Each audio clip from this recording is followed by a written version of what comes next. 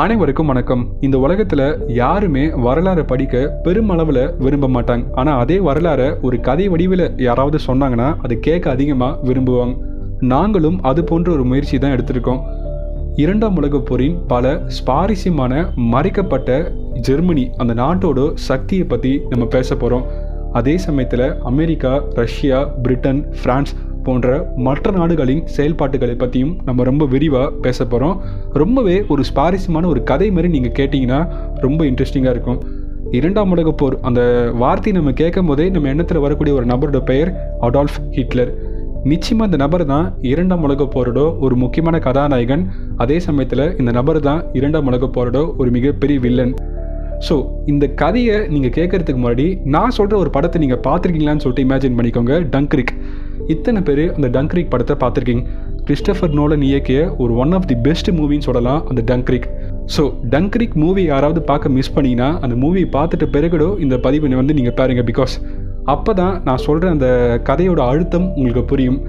இரண்டாம் உலகப் போரோட அந்த இராணுவ வீரர்கள் சிந்திய அந்த ரத்தத்துக்கு பின்னால் இருக்கும் அந்த செய்திகள் மற்றும் அந்த வருத்தம் அளிக்கக்கூடிய கதைகளை பற்றி வாங்க தெரிஞ்சிக்கலாம். Welcome to Tamil lights off. 1914 இந்த உலகம் பார்த்த முதல் உலகப் போரோட ஒரு முக்கியமான வருடம் அது. கிட்டத்தட்ட 4 ஆண்டுகள் முதல் உலகப் போர் ரொம்ப கடுமையாக நடந்த பிறகுதான் ஜெர்மனி மற்றும் ஜெர்மனிக்கு எதிராக சண்டையிட்ட ஆங்கிலத்தில் அலைட் பவர்ஸ்ன்னு சொல்லிட்டு அழைப்பாங்க பிரிட்டன், பிரான்ஸ் போன்ற நாடுகள் ஒரு அமைதிக்கான ஒரு ஒப்பந்தத்தில் நம்ம ஈடுபட அவங்க விரும்பினாங்க. அதில் ஜெர்மனியும் ஒப்பந்தம் தெரிவித்தாங்க. ஜெர்மனி மீது இந்த உலகத்தில் இருக்கக்கூடிய பல நாடுகள் ஒரு மிகப்பெரிய கோபத்தில் இருந்தாங்க. அதற்கான காரணம் இந்த உலகத்தோட முதல் உலகப் போரை தொடங்கின ஒரு நாடு ஜெர்மனியாக பார்க்கப்பட்டது. ஸோ ஜெர்மனி மீது பல நாடுகள் கடுமையான ஒரு சட்டத்தை கொண்டு வந்தாங்க. அந்த ட்ரீட்டி ஆஃப் வெர்சலிஸ்ன்னு சொல்லிட்டு அழைப்பாங்க. ட்ரீட்டி ஆஃப் வெர்சலிஸை ஒரு பக்கம் வெஸ்டர்ன் அலைஸ் அமைதிக்கான ஒரு ஒப்பந்தமாக பார்க்கும்போது இன்னொரு பக்கம் ஜெர்மனி மக்கள் மற்றும் ஜெர்மனி அரசாங்கம் அதை ஒரு மிகப்பெரிய ஒரு அழுத்தம் தரக்கூடிய ஒரு சட்டமாக பார்த்தாங்க. அதற்கான காரணங்கள் அந்த ட்ரீட்டி வெர்சலிஸில் பிரிட்டன், பிரான்ஸ் போன்ற நாடுகள் கொண்டு வந்த பல முக்கியமான சட்டங்கள் தான். முதல் சட்டம், ஜெர்மனியில் 1,00,000க்கும் மேற்பட்ட இந்த ஒரு இராணுவ படை வீரர்களும் இருக்கவே கூடாது. அது மட்டும் இல்லாமல் உலகப் போர் அதாவது முதல் உலகப் போரில் அவங்க எந்தெந்த நிலத்தெல்லாம் அவங்க கையகப்படுத்தினாங்களோ அதெல்லாம் திரும்பி அவங்க ஒப்படைக்கணும். அதெல்லாம் இல்லாமல் ஒரே நேரத்தில் ஜெர்மனியோட படைகள் யாருமே 30,000க்கு பேர் மேலே மார்ச் பண்ணவே கூடாது. டோட்டலாகவே ஜெர்மனியோட பொருளாதாரத்தை மற்ற நாடுகள் பிளாக் பண்ண நினைச்சாங்க. ஜெர்மனி மக்களால் உற்பத்தி செய்யப்பட்ட இந்த ஒரு பொருட்களையும் மற்ற நாடுகள் வாங்கவே மாட்டாங்க. ஆனால் மற்ற நாடுகளால் உற்பத்தி செய்யப்பட்ட பல முக்கிய பொருட்களை ஜெர்மனி மக்கள் கட்டாயமாக வாங்க வேண்டும். அது மட்டும் இல்லாமல் இராணுவத்தில் பல முக்கியமான கட்டுப்பாடுகளை மற்ற நாடுகள் ஜெர்மனி மீது கொண்டு வந்தாங்க. இராணுவத்துக்குன்னு இந்த ஒரு பேஸ் கேம்ப் கூட இருக்கக்கூடாதுன்னு சொல்லிட்டு பல கடுமையான சட்டத்தை கொண்டு வந்தது மட்டும் இல்லாமல் ஜெர்மனி படைகள் கிட்ட டோட்டலாகவே வெறும் 50 இராணுவம் சம்பந்தமான வாகனங்கள் மட்டும்தான் இருக்கணும்னு சொல்லிட்டு அந்த ட்ரீட்டி ஆஃப் அந்த வெர்சலிஸில் அன்னைக்கு பதிவு பண்ணாங்க. இது எல்லாமே ஜெர்மனி மக்களிடையே ஒரு கடுமையான ஒரு கொந்தளிப்பை ஏற்படுத்தின ஒரு தருணம். கிட்டத்தட்ட ஒரு 5 to 10 ஆண்டுகள் ஒரு கடுமையான ஒரு கோபத்தில் ஜெர்மனி மக்கள் இருந்த அந்த காலகட்டத்தில் தான் ஹிட்லர் அவர்கள் ஒரு முக்கியமான ஒரு என்ட்ரி ஒன்று கொடுக்குறார். ஹிட்லர் அவர்கள் தன் வார்த்தையின் மூலமாக ஜெர்மனி மக்களை அதிகமாக கவர ஆரம்பிக்கிறாரு. நாசிக் என்னும் ஒரு மிகப்பெரிய ஒரு படை உருவாகுது. ஹிட்லர் தனது வார்த்தையை பயன்படுத்தி ஜெர்மனி மக்கள் மீது ஒரு முக்கியமான ஒரு ரெவல்யூஷனரி ஒரு புரட்சியை கொண்டு வரார். அது நிச்சயமாக ஜெர்மனியை வளர்ச்சிக்கான ஒரு பாதையில் கொண்டு போகும்னு சொல்லிட்டு மக்கள் நம்ப ஆரம்பிக்கிறாங்க. ஹிட்லர் 1935 ஒரு முக்கியமான சட்டத்தை நான் கொண்டு வரேன்னு சொல்கிறார். ட்ரீட்டி ஆஃப் வெர்சலிஸ்க்கு எதிரான ஒரு சட்டம். ஜெர்மனி மக்கள் அனைவரும் இராணுவத்தில் நிச்சயமாக பணி செய்ய வேண்டும் என்ற ஒரு முக்கிய சட்டத்தை கொண்டு வரார். ஆண்களாக இருக்கிற பட்சத்தில் நீங்கள் எல்லாருமே இராணுவத்தில் பணி செய்யணும். நீங்கள் ஒரு பெண்ணாக இருந்தால் நீங்கள் நிச்சயமாக ஒரு ஃபேக்ட்ரி ஒரு தொழிற்சாலையில் போய் இராணுவம் சம்பந்தமான பொருட்களை உற்பத்தி பண்ணுற அந்த முக்கியமான பணியில் நீங்கள் ஈடுபடணும்னு சொல்லிட்டு உத்தரவிடுறார். கிட்டத்தட்ட 2 வருடங்கள் 1935 இந்த சட்டத்தை ஹிட்லர் அவர்கள் கொண்டு வந்த பிறகு 1937 10,00,000க்கும் மேற்பட்ட ஜெர்மனி படை வீரர்கள் இராணுவத்தில் ஜாயின் பண்ணுறாங்க. ஸோ ஒரு பிரம்மாண்டமான ஒரு புதிய இராணுவ படையை ஹிட்லர் அவர்கள் உருவாக்கினார்.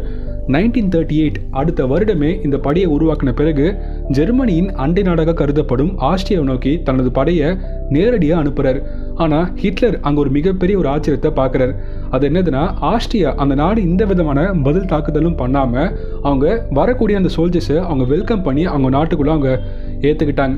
இதை பார்த்துட்டு ஹிட்லர் அவர்களும் மறுபடியும் இந்த தாக்குதலும் பண்ணாமல் ஆஸ்ட்ரியாவை ரொம்பவே அமைதியாக அந்த நாடை வந்து ஆக்குபை பண்ணுறாரு.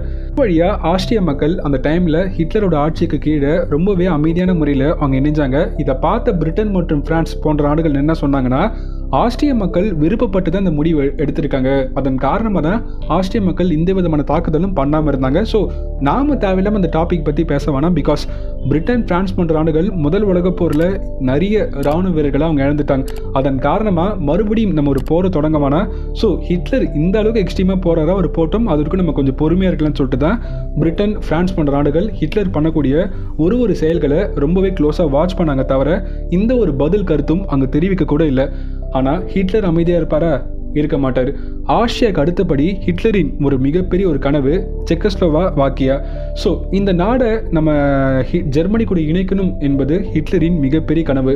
இந்த ஒரு நாடு மட்டும் இல்லைங்க, ஜெர்மனி அந்த நாடு வந்து முதல் உலகப் போரில் போலாண்டில் ஆரம்பிக்கப்பட்டு ஈஸ்ட் வெஸ்ட் நார்த் சவுத் 4 திசைகளிலும் பல முக்கியமான நிலப்பகுதிகளை அவங்க இழந்துட்டாங்க. ஸோ முதல் உலகப் போரில் இழந்த அந்த அத்தனை நிலப்பகுதிகளையும் நம்ம திரும்பி பெறணும். அது மட்டும் இல்லாமல் ஜெர்மனியோட மக்கள் தொகையை நம்ம பெருக்கணும், விரிவாக்கம் அடையணும். ஸோ அதற்கு இன்னும் நம்மளுக்கு பல முக்கியமான நாடுகளை நம்ம நாட்டோட கட்டுப்பாடுக்கு கீழே கொண்டு வந்தால் மட்டும்தான் இதை சாத்தியமாக்க முடியும்னு சொல்லிட்டு ஒரு மிகப்பெரிய கனவு கொண்ட ஒரு நபராக ஹிட்லர் அவர்கள் அந்த காலகட்டத்தில் பார்க்கப்பட்டார். ஆஸ்ட்ரியா என்று அழைக்கப்படும் அந்த நாட்டை அமைதியாக ஆக்கிரமிப்பு பண்ண பின்னர் ஹிட்லர் அவர்கள் இந்த செக்கோஸ்லோவாக்கியா இந்த நாட்டை தேர்ந்தெடுக்க என்ன காரணம்? ஆஸ்ட்ரிய நாட்டின் மூலமாக ஹிட்லர் அவர்களுடைய படை இன்னும் அதிகரித்தாலும், அதாவது அந்த படையோட அந்த ட்ரூப்ஸ் அந்த சோல்ஜர்ஸோட எண்ணிக்கை அதிகரிக்க அந்த சோல்ஜர்ஸ் பயன்படுத்துகிற அந்த ஆயுதத்தோட அந்த எண்ணிக்கையும் அதிகரிக்கணும். ஸோ அதன் காரணமாக தான் செக்கோஸ்லோவாக்கியாவை நம்ம ஃபஸ்ட்டு கேப்சர் பண்ணணும்னு சொல்லிட்டு ஹிட்லர் முடிவு பண்ணார். அந்த டைமில் ஜெர்மனி விடவே இந்த செக்கோஸ்லோவாக்கியாவில் தான் அதிகமான இரும்பு இயற்கை வளம் கொண்ட ஒரு நாடாக பார்க்கப்பட்டது. இது நிச்சயமாக ஜெர்மனிக்கு தேவைப்படும் ஒரு முக்கியமான இயற்கை வளமாக பார்க்கப்பட்டது. அதை பயன்படுத்தி தான் இராணுவத்துக்கு தேவையான ஒரு கனரக வாகனத்தில் ஆரம்பிக்கப்பட்டு ஒரு சின்ன புல்லட்டை கூட நம்ம உற்பத்தி பண்ண முடியும். ஸோ அதன்படியே ஜெர்மனி அவர்களுடைய படை வீரர்கள் அந்த செக்கோஸ்லோவாக்கியாவை முழுமையாக கேப்சர் பண்ண ஆரம்பித்தாங்க. அதில் வெற்றியும் பார்த்தாங்க. ஒரு வழியாக 1938 அந்த காலகட்டத்தில் 2 நாடுகள் ஜெர்மனிக்கு கட்டுப்பாட்டுக்கு கீழே கொண்டு வந்த பின்னர்னா பிரிட்டன் மற்றும் பிரான்ஸ் கொஞ்சம் கொஞ்சமாக வாயை திறக்க ஆரம்பித்தாங்க. பிரிட்டன் ஒரு படி மேலே போய் என்ன பண்ணாங்கன்னா, பிரிட்டன் நாட்டோட பிரதமர் நெவிலி சாம்பர்லியன் அவர்கள் 3 முறை ஜெர்மனிக்கு ஒரு முக்கியமான பயணமாக போனார். ஸோ 3வது முறை அவர் போன ஒரு பயணம்னா ரொம்பவே பிரபலமாக கருதப்படும் ஒரு பயணம் அது. அதை தான் ஆங்கிலத்தில் முனிச் கான்ஃபரன்ஸ்னு சொல்லிட்டு அழைப்பாங்க. பிகாஸ் அந்த பயணத்தில் ஜெர்மனியோட சான்சலர் ஹிட்லர் கூட பிரிட்டன் நாட்டோட பிரதமர் சாம்பர்லின் மட்டும் இல்லை, கூட இட்டாலி மற்றும் பிரான்ஸ் அந்த 2 நாட்டோட தலைவர்களும் அதில் பார்ட்டிசிபேட் பண்ணாங்க. இது போன்ற பல முக்கியமான தலைவர்கள் ஹிட்லர் கிட்ட போய் பல அமைதிக்கான ஒப்பந்தத்தில் அவங்க ஈடுபட்டாங்க. குறிப்பாக பிரிட்டன் நாட்டோட பிரதமர் சாம்பர்லின் அவர்கள் பிரைவேட்டாகவே ஒரு ஒப்பந்தத்தில் ஈடுபட்டார். இது மாதிரி நீங்கள் எனக்கு ஒரு சைன் போட்டு தரணும் ஹிட்லர், இது மாதிரி நான் ஃபர்தராக இந்த ஒரு போரில் நான் ஈடுபட மாட்டேன், நான் அமைதிக்கான ஒரு வழியை நான் முன்னெடுக்கிறேன்னு சொல்லிட்டு ஒரு ஒப்பந்தத்தில் ஈடுபட்டு தாங்கன்னு சொல்லிட்டு கேட்டார். அதன்படியே சான்சலரான அடால்ஃப் ஹிட்லர் அவர்களும் ஒரு சைன் போட்டு கொடுத்தாரு. ஸோ இதை பார்த்த உடனே பிரிட்டனோட பிரதமர் வந்து ரொம்ப சந்தோஷம் அடைஞ்சார். ஜெர்மனி நாட்டோட சான்சலர் ஹிட்லர் அவர்கள் அந்த பேப்பரில் சைன் பண்ண பிறகு அந்த பேப்பர் எடுத்துன்னு ரொம்பவே உற்சாகமாக பிரிட்டன் அந்த நாட்டோட பிரதமர் சாம்பர்லியன் அவர்கள் லண்டனுக்கு போனார். ஸோ லண்டனில் எஸ்டன் ஏர்போர்ட்டில் அவர் போன பிறகு அங்கே இருக்க மக்கள் ஒரு மிகப்பெரிய வரவேற்பு அவருக்கு கொடுத்தாங்க.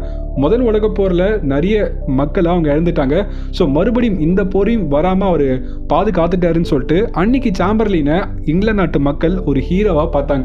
ஸோ சாம்பர்லின் எஸ்டன் ஏர்போர்ட்டில் வந்து இறங்கின உடனே அவர் சொன்ன வார்த்தை என்னதுன்னா, if you can't two anything so keep on trying.